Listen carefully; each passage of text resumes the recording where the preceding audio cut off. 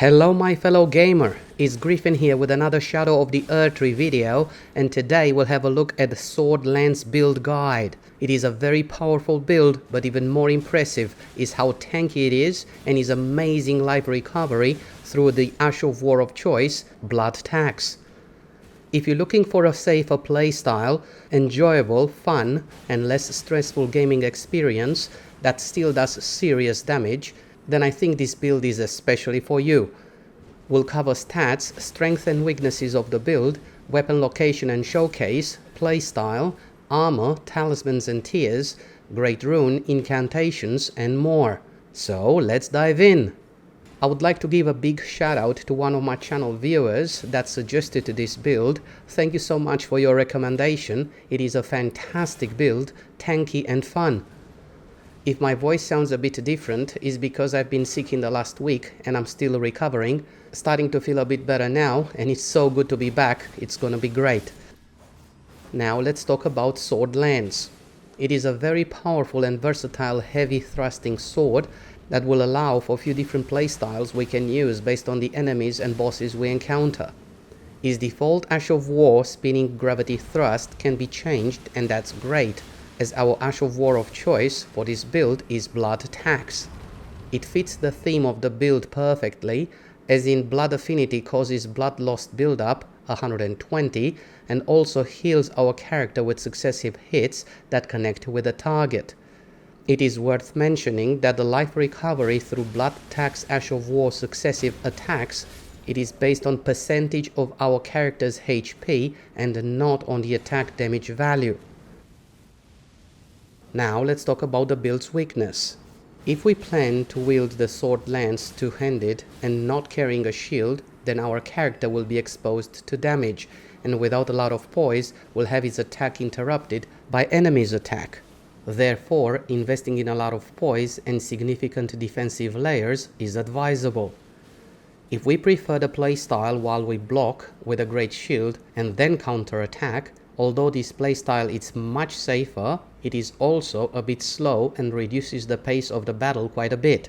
That being said, against certain bosses, especially in the DLC, slow and steady wins the race strategy may also be the most efficient one.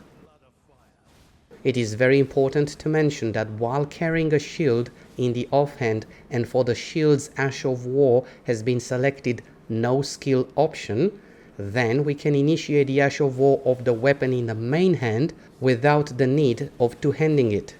Also, while our character is running, if we initiate a heavy attack, it will charge the Sword Lance forward and it will generate quick successive attacks that will have the damage boosted through different talismans that we'll cover shortly.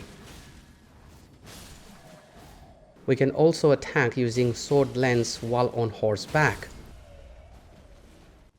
First, we need to acquire the Sword Lance, and to do so we need to defeat Commander Gaius and claim his remembrance at a round table hold. I know Commander Gaius is not very popular, his charge attack is difficult to dodge, and his AoE attack is, well, ridiculous, I know, and we're here to help. So let's follow these 3 simple steps. Step 1. Feel free to choose any weapon you prefer that you're comfortable with and can have Endure Ash of War selected. Feel free to choose the toughest armor you can equip that also, while wielding the weapon of choice, will allow your character to be in medium load. I've chosen Pata Fists with Endure Ash of War and Armor of Solitude set. Endure Ash of War doesn't prevent our character from taking damage. It allows our character for a very short amount of time to keep fighting and not having its attack interrupted, even if it's taking serious damage. So we don't have to dodge Commander Gaius' attack, we need to endure it. Step 2. Endure lasts few seconds, therefore we need to remember to activate it right before enemy's attack. Step 3. When Commander Gaius lifts into the air for its big AoE attack, make sure your character is not locked on so you can move your character away from danger. In this case, regarding the character on screen, I thought was safe, but was not even close, and the Endure effect expired as well. As you can see, the fight lasted less than a minute. Although I made some mistakes during the fight, I think it's a good indication of the fact that Endure is an effective Ash of War, and if we can remember to activate it often, the overall fight should be quite manageable. A quick side note, if you enjoyed the video, feel free to give it a like and don't forget to subscribe.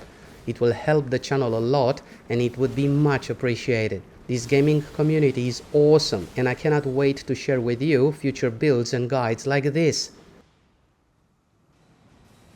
Now, coming back to the video, let's talk about stats.